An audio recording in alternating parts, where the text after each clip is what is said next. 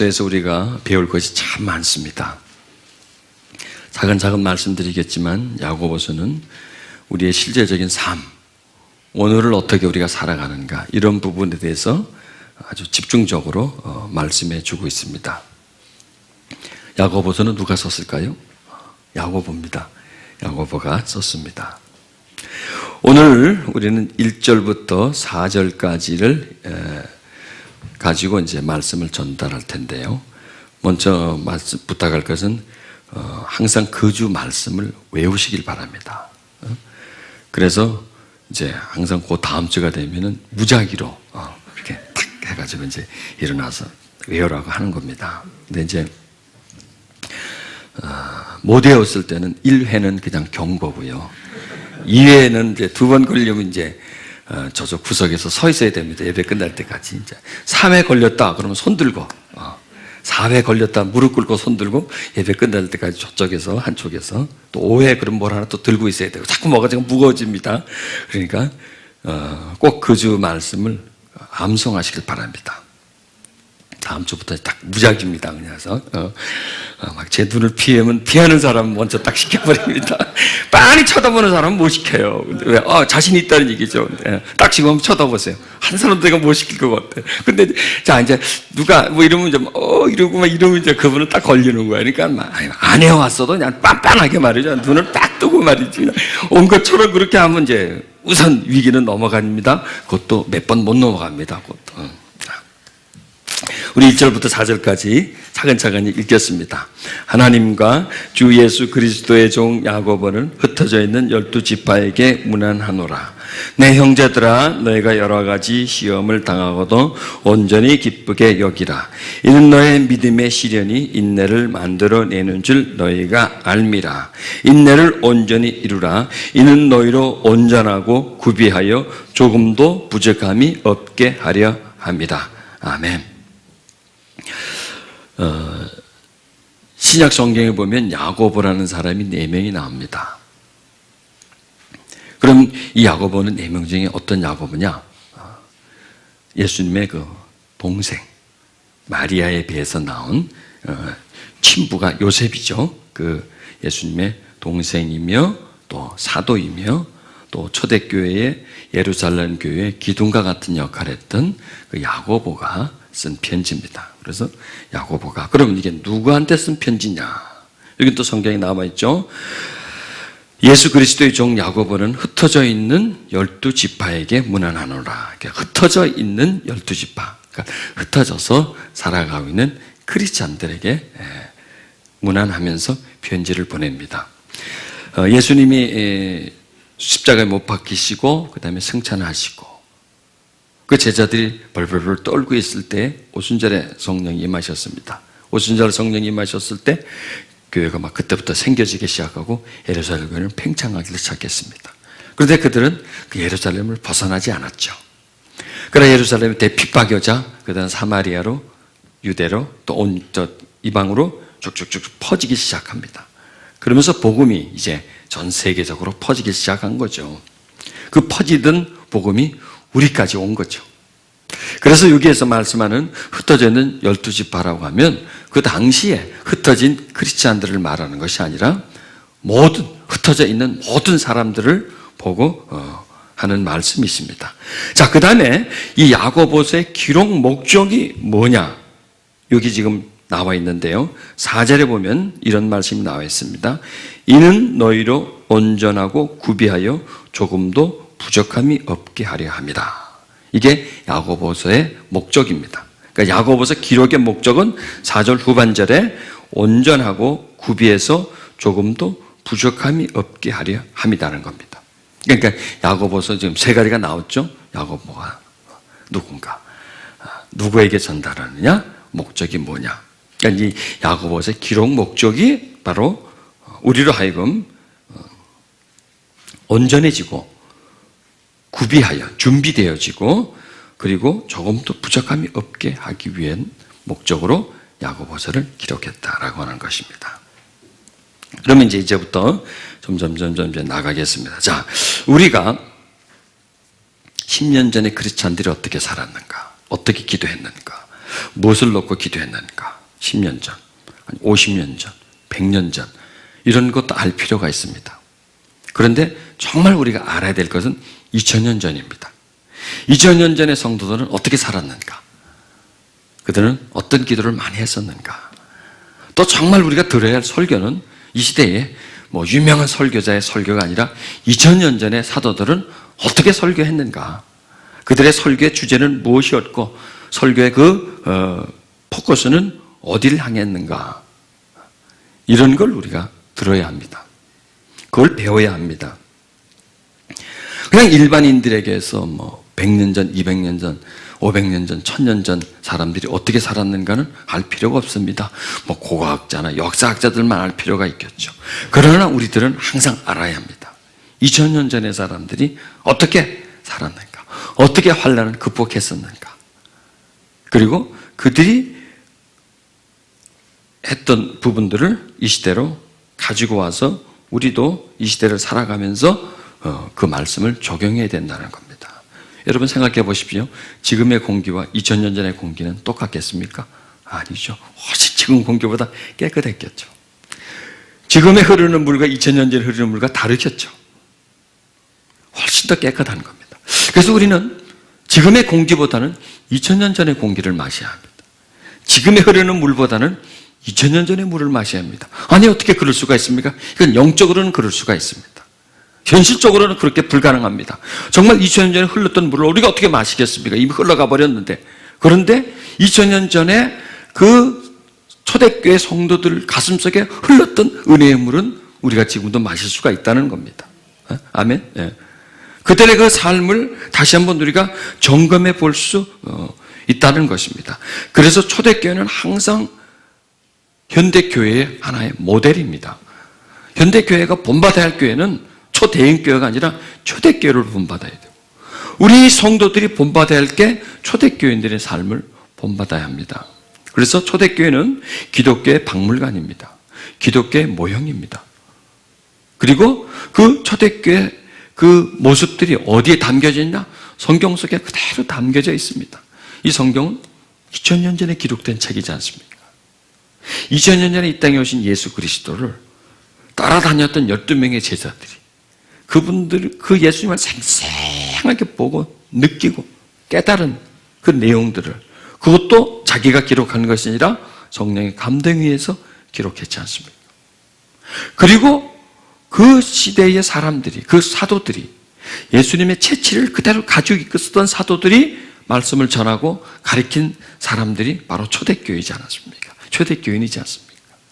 그래서 가장 예수님과 가까운 시대, 가장 예수님의 제자들과 가까운 그 초대교회가 원형이라는 거예요, 그게 원형입니다. 그럼 우리는 뭐냐? 2000년 동안 흘러왔으니까 그 원형이 그대로 보존됐겠습니까? 물어보겠습니다. 분명히 됐겠습니까? 안 되죠. 될 수가 없습니다. 특히나 한국 사람들한테 오면 원형은 빨리 부패하게 됩니다. 빨리 바뀌어집니다. 그래서 지금 우리가 하고 있는 모든 것들이 바르지 않다는 거예요. 그럼 그걸 어디 가서 점검하느냐? 성경 속에서, 초대교회 사도들의 설교 속에서 점검하는 거예요. 그래서 가능하면 이 성경 속에 있는 그 2000년 전에 그 흐르는 물과 그 속에 존재했던 그 공기들을 가지고 와서 마시는 거예요. 그래서 우리를 씻기는 거예요. 그래서 우리들에게 많이 변질되어 있는 부분들, 오염된 부분들을 우리에게서 치료해 나가는 그런 일들을 우리는 진행해야 된다는 것입니다. 특히 그 부분들이 야고보서에 많이 기록되어 있다는 거예요. 그래서 야고보서를 좀 강의하려고 지금 계획을 하고 있는 겁니다. 단순하게 이렇게 살아라, 저렇게 살아라, 행복하게 살아라, 뭐 이렇게 살아라 하면 그냥 개념은 이해는 하지만 어떻게 할 수는 없지 않습니까? 한국에서 가장 유명한 호텔 신라 호텔입니다. 아주 참 모든 게 잘 짜임새 있게 만들어진 호텔인데요. 얼마 전에 신문을 봤을 때 그 신라 호텔에서 서비스 총 100서를 이렇게 이제 그분들이 이제 발간을 했습니다. 물론 이제 자기들 호텔 종업원들을 위한 것이죠.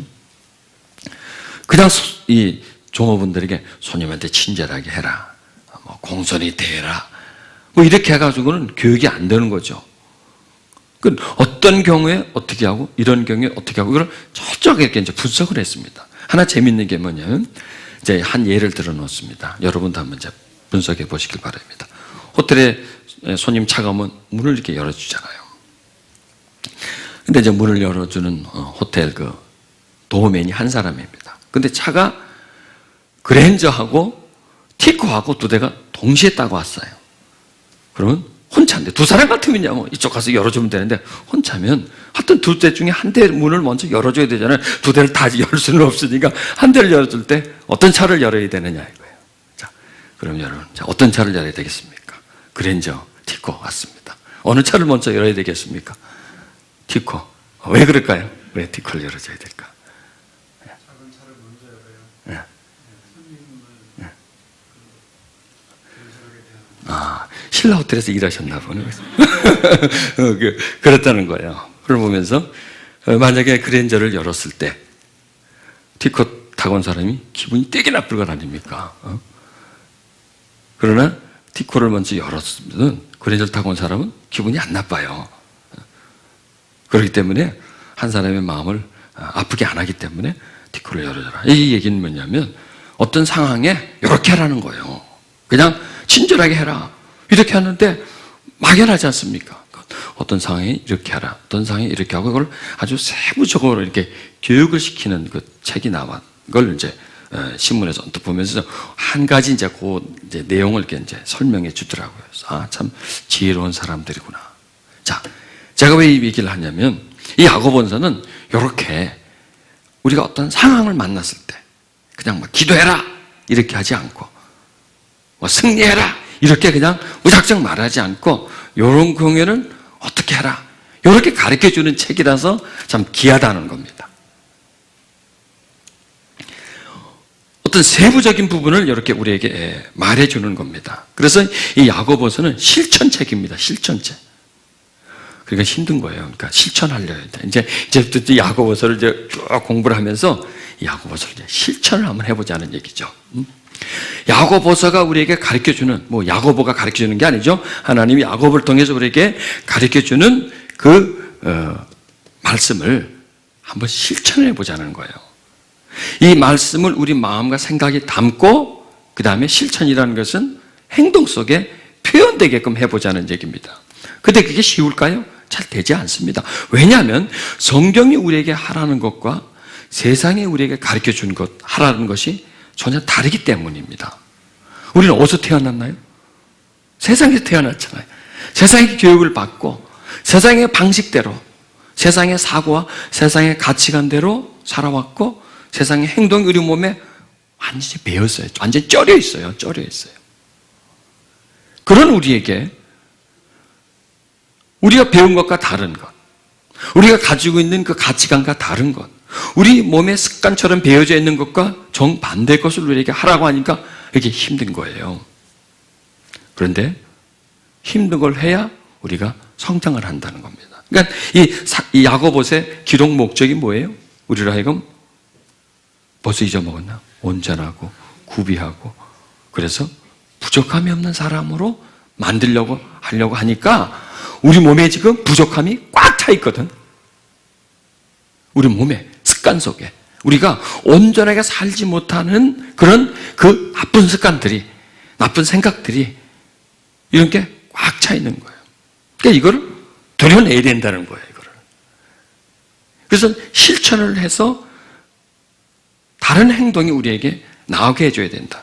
우리가 다른 가치관을 가지고 생각을 가지고 다른 반응을 해야 한다는 겁니다. 병원에 가면 의사들이 요만한 망치가 있습니다. 그래서 다리를 톡톡 두드려보고 이렇게 어떤 몸의 어떤 기능을 점검을 하랍니다. 그 뭐냐면 반사죠. 어떤 자극이 가 있었을 때 반응을 보는 겁니다. 지금 이걸 말씀하는 겁니다. 우리는 뭐가 탁 오면 탁 자동적으로 반응이 탁 나옵니다. 우리 여기 있는 사람들이 다 똑같이 나와요. 거의 같이 나옵니다. 어떤 반응이 오면 자극이 오면 같은 반응이 나옵니다. 이걸 고치라는 거예요. 그러니까 사고방식을 뜯어 고치라는 거예요. 개념을 바꾸라는 겁니다. 이게 야고보서가 우리에게 해주는 말씀이라는 거예요. 참 어려운 겁니다. 그런데 우리가 반드시 해야 합니다. 그래야 우리가 온전해지는 것이에요. 자, 여기서 이제 실제적으로 이제 들어가는 겁니다. 내 형제들아, 너희가 여러 가지 시험을 당하거든. 이런 말씀을 하는 겁니다. 자, 시험을 당하면. 시험은 뭐냐면 아주 힘든 일입니다. 아주 고난입니다. 시련입니다. 이런 일을 우린 당하나요? 안 당하나요? 당하죠. 당했고, 당하고 있고, 당할 거예요. 그러니까 인간의 삶은 뭐냐? 끊임없이 시험의 연속이에요. 끊임없이 스트레스의 연속이에요. 여러분, 살아오면서요, 풀린 문제가 많아요? 안 풀린 문제가 많아요? 안 풀린 문제가 더 많죠. 시원하게, 속 시원하게 해결되는 문제보다도 물론 해결되는 것도 있지만 찜찜하게 계속 남아있는 것, 이런 것이 있죠. 어떻게? 왜 그럴까요? 인생이라서 그렇습니다. 어쩔 수 없습니다. 그럼 이게 언제 끝날까요? 죽어야 끝납니다. 살아가는 동안은 시험은 우리에게 떠나지 않습니다. 자, 우리가요, 예수님을 탁 믿고 시험에서 탁 풀려버리고 시험 안 받으면 얼마나 좋을까? 아마 다 믿을 거예요. 그럼 다 믿을 거예요. 그런데 믿어도요, 시험은 그대로 있어요. 아니, 시험이 더 있어요. 어떻게 보면. 그렇잖아요. 더 시험이 있어요.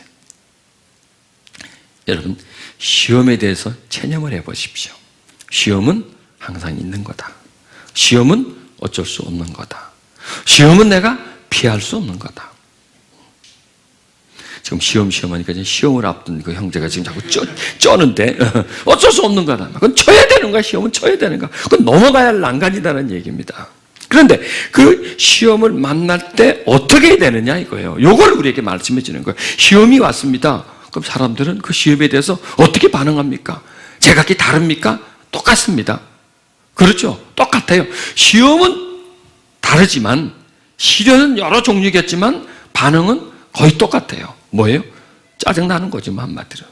기분 나쁜 거죠. 화나는 거지. 분통 터지는 거죠. 이렇게 시험이 왔을 때, 시련이 왔을 때, 어려움이 왔을 때 우리에게서 나오는 반응은 거의 동일하다는 겁니다. 자, 그러면 이 시험의 종류는 다양합니다. 아주 큰 시험부터 아주 작은 시험입니다. 자, 큰 시험은 뭐냐? 배우자가 사망을 했다. 자녀가 사망을 했다든지. 아니면 병원에 갔는데 암이 상기입니다. 이렇게 그냥 청정병력 사형선고 같은 게 애한테 떨어져. 자, 내가 웃고 얘기하지만 얼마나 억울하고 답답한 일입니까? 교통사고를 당해서 신체 일부분을 잘라냈거나 아니면 그냥 몸의 하반신이 마비가 됐다든지 경제적으로 아주 거의 다 파산이 됐다든지 이별을 했다든지 갑자기 내 앞에 호랑이나 사자가 나타났다든지 아니면 방울뱀에 물려가지고 독이 막 퍼지고 있다든지 이러는 것부터 설교를 길게 한다든지 이런 것까지 하여간 다양하게 시험이라는 게 아주 숫자도 헤아릴 정도 하여간 높이부터 낮게까지 이렇게 다양한 게 시험이라는 거예요. 다양한 게. 그러니까 여기서 성경은 여러 가지 시험을 당하거든. 어느 특정 분야에 어느 한 딱 부분, 몸이 아팠다든지, 네가 설사가 났다든지, 네가 하는 일 안 됐다 이렇게 한 분야를 말하지 않고 여러 가지 시험, 높은 것부터 이거 짜증나 하는 것까지 전체적인 걸 말하는 거예요. 그래 여러분, 인간이 이 시험을 벗어나서 살 수 있습니까? 그럴 수는 없는 거죠. 인간은 어떻게 보면 시험과 함께 살아가는 존재입니다. 시험과 함께. 자, 이렇게 시험이 왔을 때에 어떻게 하라는 게 중요한 겁니다. 이렇게 시험이 왔을 때에 우리 이제 하여튼 이 성경을 그대로 이제 받아들이는 방법밖에는 없어요. 여러 가지 시험을 당하거든 하는데 뭐냐면 온전히 기쁘게 여기라는 거예요. 시험이 왔는데 어떻게 그걸 기쁘게 여겨? 그것도 그냥 기쁜 게 아니라 온전하게, 완전하게, 강하게 이렇게 기쁘게 여기라는 거예요. 시험이 왔는데 죽을 지경인데 기쁘게 여기라는 거예요. 자, 여기서 성경 우리에게 뭘 가르쳐 주냐면 시험이라는 것과 시험을 이길 수 있는 대책을 가르쳐 주는 겁니다. 대책. 여러분, 우리 이런 말 하죠. 대책이 없다. 대책이. 그리고 또 저 사람 대책 없는 사람이다. 여러분 혹시 대책 없는 사람을 잘 아는 사람이 있습니까? 답답하죠? 대책이 없는 사람. 대책 없는 게 얼마나 답답합니까? 여러분 중요한 것은 뭐냐면 어떤 문제가 일어나는 게 문제가 아니라 대책이 없는 게 문제예요. 대책이 없는 게. 대책이 없다는 거예요. 문제는 일어났는데 대책이 없다는 거예요. 지금 야고보서는 우리에게 뭘 가르쳐 주느냐? 대책을 가르쳐 주는 겁니다. 이렇게 네가 대책을 하라는 거예요. 여러분 대책이 없으면 끝입니다. 그렇지 않습니까? 여러분 대책이 없는 사람도 있고 대책이 없는 국가가 있습니다. 저기 북한 같은 대책이 없잖아요. 대책이 국민은 굶어 죽어가고 있고 내년 어떻게 살아야 될 줄을 모르는데 딴짓거리를 하고 있지 않습니까? 그 대책을 세우지 않고 딴 대책을 세우고 있는 거예요. 그래 그 나라는 망하게 되시는 거죠. 그 문제의 대책을 세워야 되는데 다른 대책, 다른 생각을 하고 있다는 거예요. 다른 계획을 가지고 있다는 겁니다. 여러분 우리가 문제를 만났을 때 정작 문제는 그 문제가 아니라 문제에 대한 대책이 없는 게 문제라는 겁니다. 자, 여러분 물에 빠집니다. 물에 빠진다고 다 죽나요? 다 안 죽어요. 물에 빠진다고 다 안 죽어요. 그런데 수영을 못하면 다 죽습니다. 자, 그러면 그 사람이 물에 빠졌기 때문에 죽었습니까? 아니면 수영을 못해서 죽었습니까? 그렇죠. 수영을 못해서 죽은 거예요. 그러니까 우리는 저 사람 물에 빠져 죽었다. 어떤 사람이 물에 빠졌는데 죽었대. 이렇게 우리는 얘기하죠. 그걸 더 정확하게 얘기하면 물에 빠졌는데 그 사람은 수영을 못해서 죽었대. 이렇게 나와야 됩니다. 물에 빠졌는데 빠진 후에 대책이 없기 때문에 죽은 거예요. 그래서 물에 빠진다고 다 죽지 않아요. 그런데 물에 빠졌는데 수영을 못하면 다 죽습니다. 수영은 뭐냐? 대책이에요. 대책. 대책이 없으면 죽어요. 여러분 문제가 왔다고 다 깨집니까? 문제가 왔다고 다 거기에 다 기진맥진하고 그냥 포기해버립니까? 아니에요. 대책이 있는 사람은 문제를 이깁니다. 대책이 없는 사람은 문제에 빠져버립니다. 그래서 중요한 것은 고난이 아니라는 거예요. 시련이 아니라는 거예요. 대책이 중요하다는 겁니다. 성경은 지금 우리에게 대책을 가르쳐 주는 거예요. 이렇게 해라는 거예요. 그런데 우리가 생각할 때 시험을 당했을 때에 기쁘게 여기는 게 정상이에요, 비정상이에요? 성경에는 정상이지만 우리 생각에는 비정상이라는 거예요.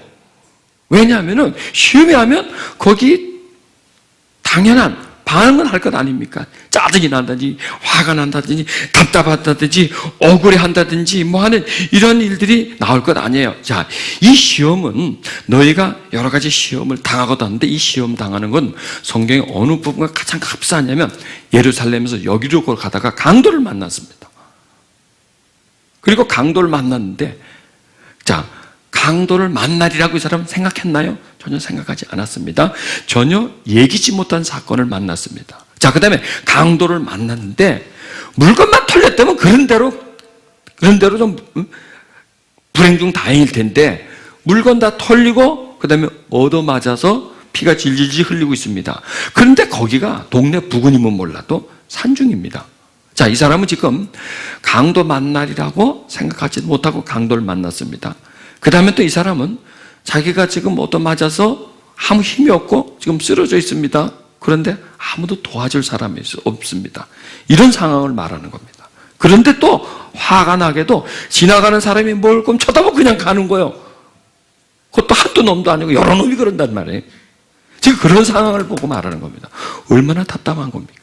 해결책이 없는 겁니다. 예상도 하지 않았고 해결책이 없습니다. 자, 이런 상황을 만났습니다. 그런 상황을 만났을 때 야고보는 답을 뭐라고 얘기해 주냐면 온전히 기쁘게 여기라는 거예요. 이 사람이 이게 환장할 노릇 아닙니까? 아니 그런 상황에 어떤 또라이가 그걸 기쁘게 여기냐고 그럴 수 있느냐 이거예요. 그게 되느냐 이거 말이. 그러니까 성경은 말이 안 된다는 거예요. 우리 차원에서 볼 때는 우리 상식으로 봐서는 이거는 말이 안 된다는 거예요. 그런데 말이 돼요. 말이 돼요. 성경은 반드시 말이 됩니다. 말이 안 되는 건 뭐가 말이 안 돼요? 우리가 말이 안 되는 거예요. 우리 생각이 말이 안 되는 거예요. 그러면 성경이 정상이냐 내 생각이 정상이냐? 성경이 정상이라는 거예요. 근데 우리는 항상 착오를 해요. 성경을 비정상으로 여겨요. 내가 정상으로 여겨요. 우린 그렇게 살아왔어요. 그러니까 온전해지지 않는 거예요. 그렇지 않습니까? 그러니까 항상 항상 그 상태예요. 왜? 성경을 비정상으로 여기고 항상 내 생각으로 옳다라고 하고 내 길로 쭉 갔으니까. 예수님이 내가 꼭 길이가 하는데 아니, 그 길은 그 길이고 내 길은 내 길이라는 얘기예요. 내 방법이 있다는 거예요. 어떤 상황에 처했을 때 내가 대체할 수 있는 반응이 나한테 있다는 거예요. 나는 쭉 이래 왔다는 거예요. 나만 뿐만 아니라 다 사람 다 저렇게 하고 있다는 거예요. 그래서 우리는 그걸 보고 정상이다라고 여기는데 성경 그게 비정상이라는 거예요. 그리고 성경 이게 정상이라는 거예요. 자, 시험을 만났습니다. 억울한 일을 당했습니다. 자, 정상이 뭐예요? 억울한 일을 당했으니까 억울해하는 게 정상이죠. 답답한 일을 만났으면 답답한 일이죠. 답답해하는 게 정상이죠. 근데 그건 비정상이라는 거예요, 성경은. 그렇게 해서는 안 된다는 거예요. 그렇게 해가지고는 문제 해결이 안 된다는 거예요. 물에 빠졌는데 수영을 못하면 대책이 없는 것 아니에요. 문제가 해결이 안 되는 거지 않습니까? 마찬가지로 우리가 시험에 걸렸는데 시험에 걸렸을 때 시험이 왔을 때 내가 내 마음대로 내 뜻대로 내가 하고 싶은 대로 막 생각하고 내가 비정상으로 나갈 때 그게 안 된다는 거예요. 자, 이제 물어보겠습니다. 문제가 일어났습니다. 사람들은 어떻게 생각합니까? 힘들다. 죽겠다. 답답하다. 처음에 이렇게 합니다. 그 다음에는 불평과 원망이 올라오게 됩니다. 이게 당연하지 않습니까? 이거는 세상 사람들이 하는 정상입니다. 그런데 성경은 우리에게 온전히 기쁘게 여기라는 겁니다. 자, 왜 그래요? 왜 그래야 되느냐 이거예요. 왜 어려움이 왔는데 기뻐해야 되느냐 말이에요. 그게 말이 되느냐 이거예요. 왜 성경은 우리에게 그렇게 하라고 그렇게 하느냐 이거예요. 왜? 답은 딱 하나입니다. 그래야 살 수 있기 때문에 그런 거예요. 그래야 문제에서 이길 수 있기 때문에 그 방법밖에 없다는 겁니다. 지금 하나님은 야고보라고 하는 의사를 통해서 우리 환자에게 처방을 내주는 겁니다. 여러분 의사가 처방을 내줍니다. 이게 무슨 약입니까? 무슨 약입니다. 내가 꼭 이걸 먹어야 됩니까? 이거 안 먹고 딴 약 없습니까? 물어보면 의사가 뭐라 그랬습니까? 당신이 의사요? 당신이 의사하시오 그럴 것 아니겠습니까? 그냥 내가 몸이 아파서 병원에 의사가 처방을 주면 무슨 약입니까? 왜 내가 이 약을 먹어야 됩니까? 이것 말고 더 좋은 약은 없습니까? 그럼 물어보질 않죠. 그냥 그걸 가져와서 약방 가서 사서 먹죠. 그래 내 병을 고치는 것처럼 우리가 의심할 필요도 없고 물어볼 필요도 없다는 거예요. 반신반의할 필요 없는 거예요. 그냥 이 처방을 따라주는 거예요. 이게 바로 처방입니다. 여러 가지 시험을 만났을 때 처방이 뭐라고요? 온전히 기쁘게 여기는 게 처방이라는 거예요. 참 답답하죠. 답답해. 근데 어쩔 수 없어요. 그 처방밖에 없으니까. 그게 살 길인데 어떡할 거예요? 그걸 따지고 뭐 반문할 필요도 없어요. 그냥 처방을 그냥 받아들이는 방법밖에는 우리는 방법이 없어요. 아멘. 네? 방법밖에 없어요. 자, 죽입니다. 죽여. 자, 내가 시험을 만났습니다. 죽을 지경입니다. 어떻게 해야 돼? 온전히 기쁘게 여겨야 돼. 자, 죽이는 거예요. 답답해. 죽겠어. 그냥 답답해 죽겠어. 어떻게 해야 돼? 처방이? 항상 우리 처방을 봐야 돼. 처방을 딱 받았는데 온전히 기쁘게 여기라는 거예요. 숨이 탁탁 막혀. 처방은 온전히 기쁘게 여기라는 거예요. 돌 것 같아요. 머리가 확 돌아버릴 것 같아요. 온전히 기쁘게. 자, 여러분 돌 때요. 확 돌아버리면 제자리로 와요. 돌았는데 안 돌라고 다시 빡 올라가지 말고 돌았잖아요. 확 더 돌아보면 제자리로 온다니까. 그게 뭐야? 온전히 기쁘게 여기는 거야. 답이 없는 거야. 답이 한마디로 해서. 답이 없는 게 아니야. 답이 있어요. 답이 있어요. 답이 뭐예요? 온전히 기쁘게 여기라. 아무도 나를 도와줄 사람이 없어. 온전히 기쁘게 여기라. 강도를 만났어. 온전히 기쁘게 여기라. 강도도 터져서 피가 질질 나. 온전히 기쁘게 여기라. 그런데 지나가는 놈들이 쳐다보고 그냥 지나가. 얼마나 억울합니까? 나를 안 도와주는데 온전히 기쁘게 여기라. 답이 그것밖에 없다는 거예요. 여기서 억울하고 팔팔 뛰고 뭐 답답해봤자 그건 답이 아니라는 거예요. 그건 점점 나를 더 힘들게 할 뿐이지 방법이 없다는 거야. 방법은 딱 하나예요. 온전히 기쁘게 여기라. 오늘 그것만 외우고 가면 됩니다. 그냥 온전히, 얼마나 설교가 쉽습니까? 모든 문제에서 그냥 온전히 기쁘게 여기라. 답답한 일을 만났을 때 온전히 기쁘게 여기라. 아, 그러다가 일이 잘 풀립니다. 어떡할까요? 아, 그래도 온전히 기쁘게 여겨 있죠. 항상 기쁘게 여기라는 겁니다. 기쁘게 여기면 시험에 푹 빠지지 않는다는 거예요. 그 시험에서 일단 나를 방지할 수 있는, 방어할 수 있는 그런 힘을 우리가 지닐 수 있다는 겁니다. 자, 내가 이해할 수 없어. 기쁘게 여기는 거예요. 해결할 수 없어. 기쁘게. 여러분, 이 시험은 내가 이해할 수 없고 해결할 수 없고 그 다음에 나에게 고통을 주는 거예요. 내가 온전히 기쁘게 여기라는 겁니다. 기쁘게 여기라는 거예요. 답은 그것밖에 없어요. 처방이 그것밖에 없어요. 여러분, 이 길만이 우리가 살 길이라는 거예요. 이 길만이. 딴 길이 없다는 거예요. 이제 다 버려버리세요. 다 나의 모든 반응을 다 내려놔 버리십시오. 여러 가지 시험을 만났을 때 온전히 기쁘게 여기라는 처방 하나만 딱 가지고 있읍시다. 여러 가지 처방을 가지고 있다가 여기에는 이런 처방, 저기에는 저런 처방을 내리지 말고 함부로 자기가 무슨 의사인가? 막 내가 내 처방전을 만들어 쓸 수는 없는 거 아니에요. 성경이 내려준 처방을 우리가 마음에 간직을 하자는 거예요. 이게 간직을 했다가 물에 빠졌어. 그럼 수용을 하는 거예요. 대책이 있기 때문에. 물에 빠졌어요? 그 다음 행동이 나오는 거예요. 그 다음 행동이. 근데 물에 빠져서 소용없어요? 허우적거리는 거지. 그냥 바닥바닥 하다가 그냥 그대로 빠져버리는 거죠. 그러나 물에 빠졌어요? 수용이라는 대책을 내가 가지고 있어요? 풀어나가는 거죠. 문제를 풀어나가는 거죠. 그래서 강도까지 내가 내 몸을 움직여서 나갈 수 있는 거죠. 내 생명을 그 대책을 가지고 내가 구할 수 있는 것이죠. 마찬가지입니다. 여러 가지 시험에 만났을 때 우리가 기쁘게 여김이 바로 대책이라는 거예요. 그 기쁘게 여김이 다음 행동으로 옮겨지기는, 다음 단계로 옮겨지기에는 유일한 방법이다. 그 외에 방법이 없습니다. 내가 찾으면 가르쳐 드리겠는데 우선은 지금 이것밖에 못 찾았습니다. 이것도 지금 감당 못 하겠는데 이거 외에 또 다른 처방을 주면 우리가 어떻게 감당하겠습니까? 딱 하나입니다. 처방은 오직 하나입니다. 오직 하나. 시험을 만났을 때 처방은 오직 하나입니다. 큰 시험이든 작은 시험이든. 그럼 작은 시험은 작게만 기뻐하세요. 조금만 기뻐하시고. 큰 시험은 크게 기뻐하세요. 거기에 맞춰서 기뻐하십시오. 그래야 그걸 이길 수가 있는 겁니다. 여러분, 돌아버릴 것 같을 때 어떻게 하라 그랬어요? 더 돌아버리라니까. 갈 때까지 가버리니까. 바닥까지 가버리자. 자, 온전히 기쁘게 여기라. 온전히 기쁘게 여기라. 여러분, 시험 많이 받으신 분 중에 대표적인 분이 바로 예수님이십니다. 그 예수님이 받은 시험 중에 아주 참 힘든 시험이 그 배고픔입니다. 40일 동안 아무것도 먹지 않았어. 가장 큰 고통 중에 하나가 배고픔입니다. 배고픔. 여러분, 병이 걸려 있어. 먹을 수는 있어. 근데 죽어가. 근데 먹을 게 없어. 죽어가. 둘 중에 뭘 선택하겠습니까? 차라리 병에 있어서 죽어가는 게 훨씬 나아요. 배고파서 죽어가는 거. 병에 걸려서 열흘 살래? 배고파서 한 100일 살다 죽을래? 차라리 병 걸려서 열흘 살다 죽는 게 낫습니다. 왜? 배고파서 죽는다. 그 고통이 너무나 힘들기 때문에. 죽고 나서도 보면 압니다.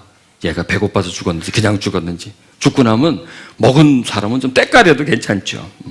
이 배고픈 고통이. 그 예수님 40일 동안 강야에서 물도 음식도 먹지 못한 그 굶주림 속에서 마귀가 나와가지고 돌을 떡으로 만들어 먹어보라 그러지 않습니까? 그 얼마나 큰 시험입니까 그게. 그런데 그 시험을 이기지 않습니까? 또 십자가에서 못 박힐 때 또 시험을 이기지 않습니까? 이런 것은 모두 다 예수님이 그 모든 시험을 기쁘게 여기기 때문인 것입니다. 십자가를 기쁘게 졌기 때문입니다. 십자가는 얼마나 큰 고통입니까? 그 고통을 기쁨으로 받아들였기 때문에 넘어갈 수 있었던 겁니다.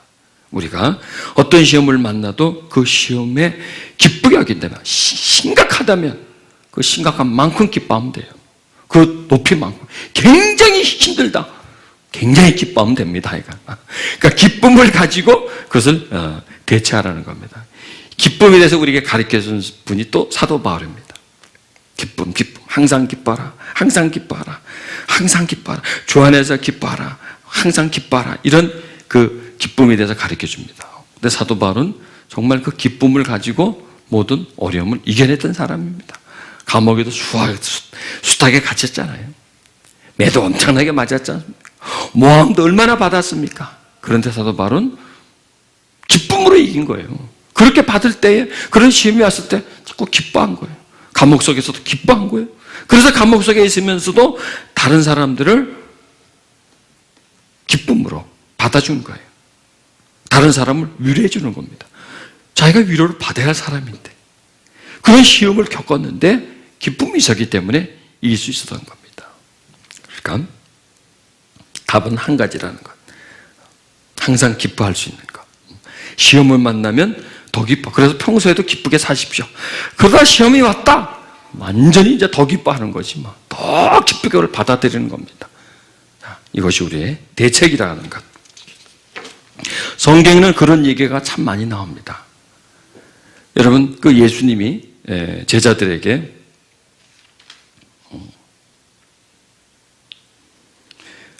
마태복음 5장 10절 12절 의를 위해서 핍박받는 자는 복이 있나니 천국이 저희 것이며 나를 위하여 너희를 욕하고 핍박하고 거짓으로 너희를 거스려 모든 악한 말을 할 때 너에게 복이 있나니 기뻐하고 즐거워하라. 너희가 막 고난을 받을 때, 막 너를 힘들게 할 때 그때 너희는 기뻐하고 즐거워하라. 이걸 말씀해 주시는 겁니다. 그 제자들이 그걸 그대로 받은 거예요. 예수님이 하신 그 반응, 그걸 보고 배우는 겁니다. 그 다음에 제자들이 막 채찍을 맞습니다. 합당히 여기는 거예요, 그걸. 전에 같으면 그냥 이빨을 부득부득 할 텐데, 그걸 합당히 여기고 기뻐하는 거예요. 기뻐하는 거예요. 이게 제자들이 이제 배우는 거예요. 그 다음에 초대교인들이 또 이걸 배우는 거예요. 야곱을 통해서 이 많은 사람들이 배우는 거예요. 시험을 만났을 때 우리가 어떻게 해야 되느냐? 기뻐해야 된다는 거예요. 기뻐해야 이걸 이길 수 있다는 거예요. 이거는 예수님이 그렇게 하셨고 베드로도 그렇게 했고 다른 사도도 그렇게 했고 특히 또 사도 바울은 그렇게 했고 이렇게 해서 이겼다. 우리도 그걸 배우는 거예요. 그 사람들도 그걸 배우는 거예요. 지금 우리도 그걸 배우는 거예요. 초대교인들이 어떻게 환난을 이겼는가 배우는 거예요. 어떻게 그 시험을 벗어났는가 우리가 그것을 배우는 거예요. 그래서 그들이 가지고 있었던 그 성향을 우리에게 가지고 오는 거예요. 그들이 시험에 대한 대책을 우리가 가져와서 내가 가지고 있는 대책을 다 내버려 버리는 거예요. 그리고 그 대책을 내 삶 속에 적용을 시키는 겁니다. 왜 우리 보고 기뻐하느냐? 이는 너희의 믿음의 시련이 인내를 만들어 내는 줄을 너희가 안다는 겁니다. 자, 내가 시험을 당합니다. 근데 내가 기쁨으로 견뎌냅니다. 그 부분에 대해서 그걸 그냥 두려워하거나 원망하거나 불평하지 않고 그 시험을 내가 기쁘게 여깁니다. 기쁘게 여깁니다. 이렇게 하면서 나한테 뭐가 생긴다는 거예요. 그것으로 끝나는 게 아니라는 거예요. 그렇게 내가 기쁨으로 여기면서 점점 나한테 인내라고 하는 힘이 내가 가지고 있지 않았던 인내라고 하는 것이 나한테 만들어진다는 거예요. 그러니까 인내는 그냥 만들어지는 것이 아닙니다. 여러분, 아무 조개를 깐다고 홍합을 까도 거기서 진주가 있고 피조개를 까도 그 진주가 있습니까? 아닙니다. 진주 조개를 까야만 진주가 있습니다. 또 그 진주 조개를 그 진주를 만들어낼 수 있는 조개라고 다 조개가 있는 것이 아닙니다. 거기에 어떤 고통이 가해졌을 때, 그 살 속에 어떤 이물질이 끼었을 때, 그때부터 진주조개는 진주를 만들어내는 겁니다. 그냥 만들어내는 것이 아닙니다. 고통의 산물입니다. 자, 시험이 옵니다. 시험을 기쁨으로 막 버텨나갑니다. 그걸 이기려고 내가 노력을 합니다. 그러면서 나한테 인내라고 하는 보석이 생긴다는 거예요. 인내라고 하는 것이. 여러분, 인내는 아무한테 생기는 게 아닙니다. 시험을 받았을 때, 그럼 시험 받은 사람 다 인내가 생기나요? 그렇지 않습니다. 자, 시험은 옵니다. 오는데 그 시험을 처방이 없이 받으면 원망하고 불평합니다. 그럼요, 성질 더러워져요. 아주 한마디로 말해서. 시험 많이 받은 사람 성질 나빠져요. 그런데 시험을 받습니다. 내가 기뻐합니다. 내가 얼마나 이깁니다. 믿음을 가지고 막 기뻐하면서 이깁니다. 받아들입니다. 인내가 생기는 거예요. 그러니까 시험이라는 것이 어떤 사람에게 갔을 때 어떻게 대처하냐에 따라서 성질이 아주 나빠지거나 아니면 인내라고는 보석을 가지는 거나. 마치 물에 빠졌습니다. 두 사람이 빠졌습니다. 한 사람은 대책이 있습니다. 한 사람은 대책이 없습니다. 한 사람은 죽고 한 사람은 살아나는 것과 똑같다는 겁니다. 인내는 그냥 만들어내는 것이 아니라 시험 속에서 그 시험을 내가 기뻐할 때 인내라고는 보석이 만들어집니다. 여러분, 1년 4계절에서 가장 좋은 계절이 언제입니까? 첫째, 봄이죠, 봄. 그 다음에 가을이 참 좋죠. 그런데요, 이 봄이 오려면 반드시 겨울을 거쳐야 돼요. 겨울이 없이 봄이 오나요? 겨울 없이 그냥 봄만 왔으면 좋겠어. 아니, 그런 일 없죠. 반드시 겨울이라고 하는 그 추위의 계절을 지나야 됩니다. 또 가을, 선선하고 그냥 오곡백화가 무르익는 그 가을, 그 가을은 반드시 여름이라고 하는 그냥 폭우, 폭풍, 뜨거운 햇살, 그 여름을 거쳐야 반드시 가을이 옵니다. 이걸 거치지 않으면, 여름을 거치지 않으면 가을이 없고요. 겨울을 지나지 않으면 봄이 없습니다. 깜깜한 밤을 지나지 않으면 새벽이 없습니다. 반드시 거쳐야 하는 겁니다. 우리에게 인내란 시련을 거칠 때 인내가 생기는 겁니다. 근데 그 시련을 거칠 때 어떻게 해야 되느냐? 온전히 기쁘게 여길 때에 온다는 겁니다. 시험은 우리에게 인내를 만들어주는 하나의 과정입니다. 베드로전서 4장 13절은 사랑하는 자들아 너희를 시련하고는 불시험을 이상한 일 당하는 같이 이상히 여기지 말라는 거예요. 이상하다. 왜 그러지? 이렇게 여기지 말라는 거예요. 그런 시험이 올 때 그 시험을 받아들이라는 거예요. 그걸 즐거워하고 그냥 받아들이라는 겁니다. 자, 이렇게 받아들임으로 인해서 우리에게 뭐가 생기냐면 인내라는 것이 생긴다는 겁니다. 인내. 시험은 하나님 나에게 인내라는 것을 만들어주기 위해서 이렇게 나한테 주시는 거구나. 이렇게 받아들이는 겁니다. 여러분, 아이가 성장할 때는 반드시 성장통이 있습니다. 급속도로 아이가 뼈가 막 늘어나고 세포가 분열되고 그래서 아이가 막 키가 크고 몸무게가 늘어나려면 반드시 성장통이라고 하는 고통을 수반해야 합니다. 우리가 성장하기 위해서는 그런 고통을 수반해야 됩니다. 여러분, 야생마를 훈련시켜야 승마형으로 쓸 수 있지 않습니까? 야생마를 훈련시켜야 사람이 타고 다닐 수 있지 않습니까? 마치 우리는 야생마와 같습니다. 우리가 야생마 같은 우리들을 하나님은 이런 어떤 시험을 통해서 인내를 키우면서 우리를 길들이는 겁니다. 여러분, 이 조각품들 보면 반질반질하게 아주 아름답게 곡선이 있게 조각품을 만들었습니다. 이게 그냥 어디서 주워왔겠습니까? 투박한 돌, 그 돌을 조각가가 깎아내는 겁니다. 반질반질한 목재, 이게 그냥 나왔겠습니까? 그냥 나무 껍질이 둘러싸여 있는 거, 이런 부분을 긁어내고 또 말리고 이런 과정을 거쳐서 제목이 되는 겁니다. 그냥 되는 게 아니죠. 자, 일단 이제 성경을 한번 보십시다. 이 성경에는요, 2절에서 4절까지 온전이라고 하는 낱말이 3번 나옵니다. 내 형제들아, 너희가 여러 가지 시험을 당하거든 온전히 기쁘게 여기라. 이는 너희 믿음의 시련이 인내를 만들어내는 줄 너희가 알미라. 4절에 인내를 온전히 이루라. 이는 너희로 온전하고 구비하여 조금도 부족함이 없게 하려 합니다. 야고보는 우리로 하여금 온전해지는 사람으로 만들기 위해서 이 책을 쓴 것입니다. 우리가 온전해지기 위해서는 어떤 훈련을 받아야 되는가? 온전해지기 위해서는 어떤 반응을 가져야 되느냐? 온전해지기 위해서는 어떤 생각을 하며 살아야 되는가 하는 것을 우리에게 가르쳐 주는 겁니다. 온전은 성숙입니다. 영적 성장입니다. 점점점 피가 자라나가는 겁니다. 그 온전함의 대상은 바로 예수님이십니다.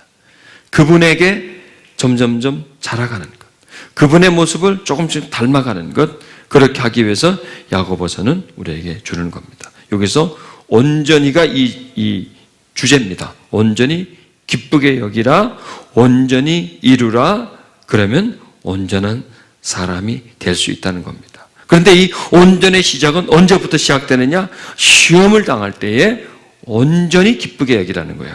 그러면 온전히 기쁘게 여기면 온전한 인내가 이루어지고 온전한 인내를 이룰 수 있고 그 다음에 온전해지고 구비해지고 그래서 부족하게 없는 온전한 사람이 될 수 있는 것입니다.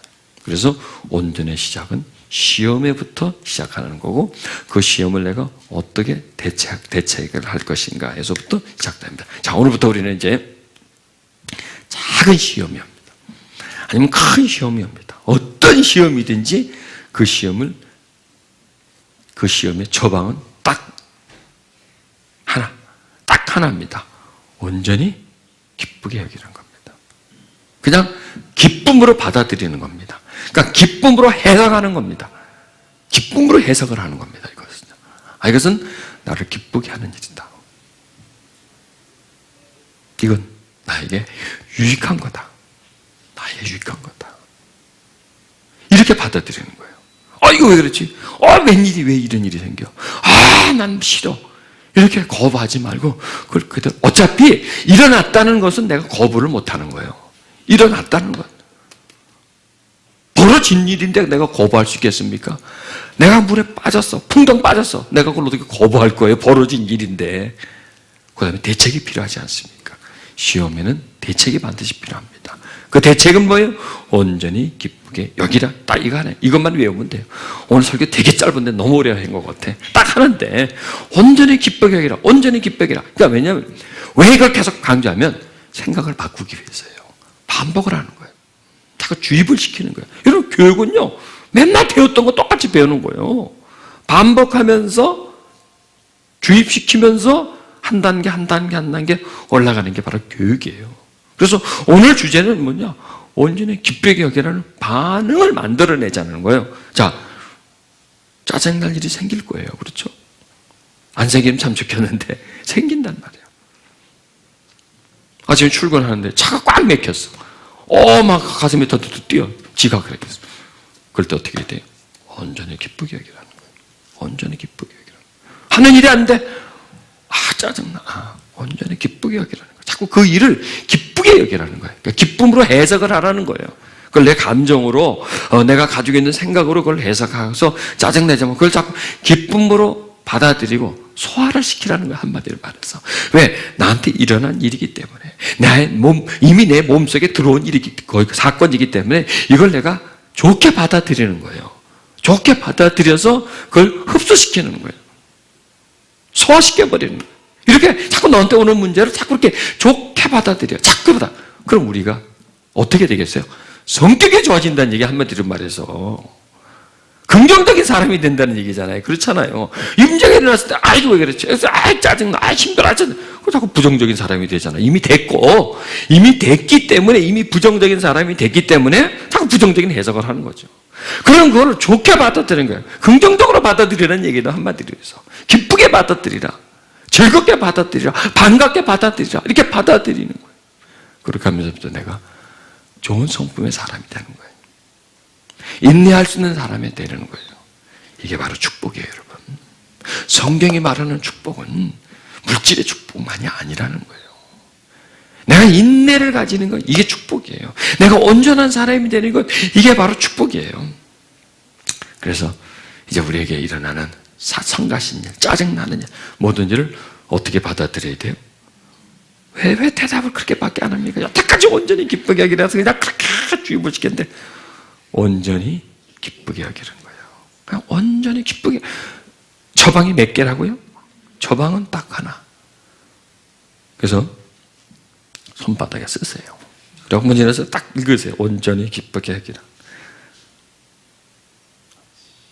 그걸 외우고 있읍시다.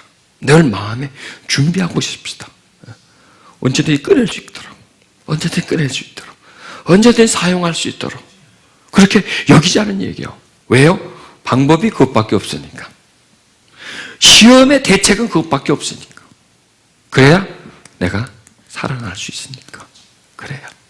그래야 내가 다음 단계로 진행할 수 있기 때문에 그냥 한마디로 말해서 미친 척 하자는 얘기, 미친 척 하자는 얘기. 그냥 미친 척 해버립시다. 그냥 미친 척 해버리는 거야. 정말입니다, 여러분. 내가 무슨 일을 만나야 돼. 내가 기쁘게 다른 사람이 모르니까 돌았다 그러고, 돌았다. 저 사람 돌았다 그러고. 지금 저런 상황에 저 사람이 저게 뭐야, 저게. 웃고 댕겨. 답답히 일어나는데 막 웃고 댕겨. 돌았다 그래요. 맞아요. 세상 사람들의 기준에는 도른 거예요. 이거 지금 이게 또라이 얘기입니다, 한마디로 말해서. 그런데 이게 우리를 살려주거든요.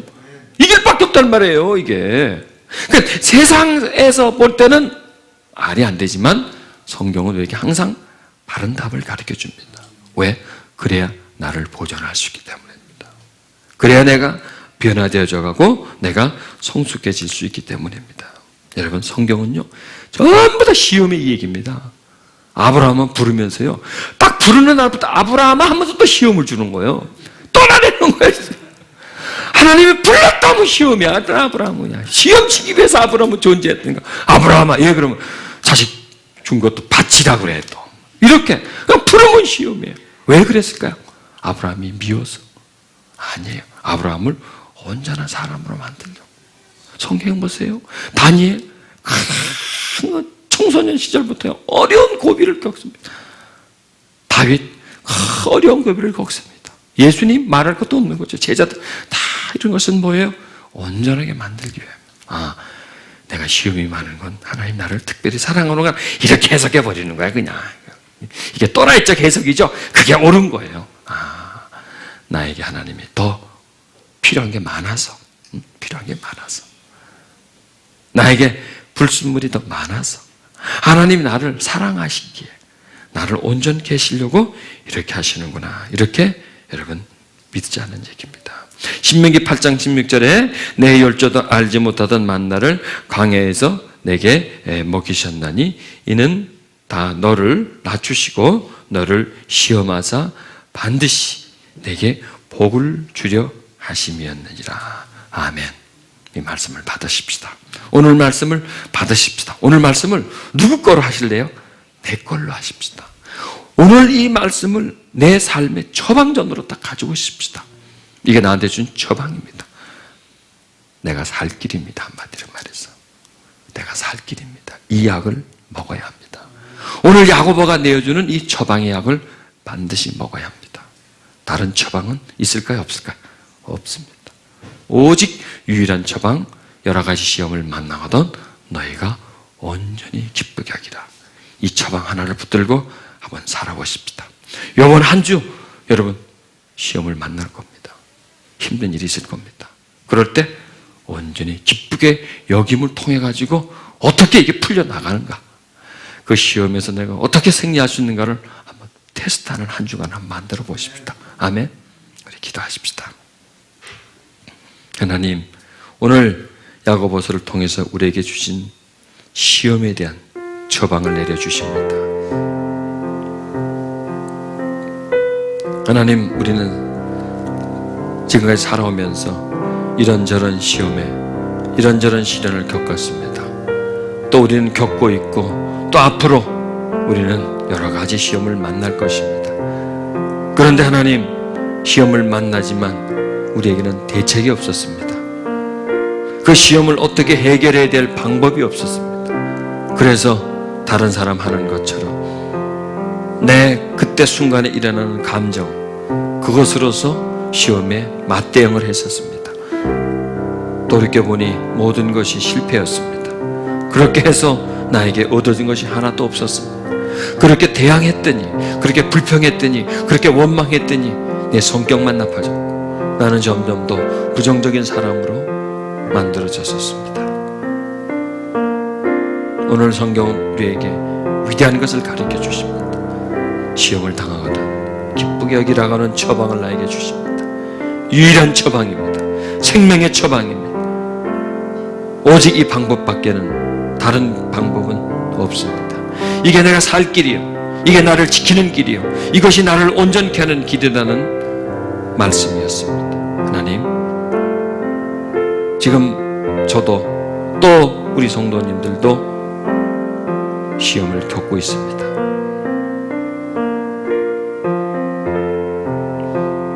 거기엔 답을 기쁘게 여기는 우리들이 되게 해 주시옵소서.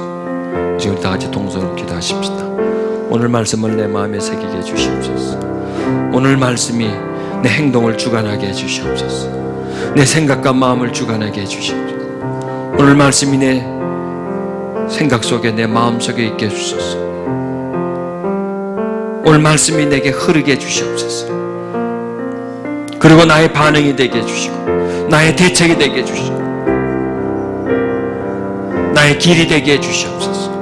하나님, 시험을 당하거든 온전히 기쁘게 여기라고 하는 그 말씀, 그래서 내가 그 믿음의 시련을 통해서 인내가 만들어지면서 그 인내를 통해서 내가 더 온전해지고 준비되어지고 조금 더 부족함이 없는 사람으로 하나님은 만들어 가실 것입니다.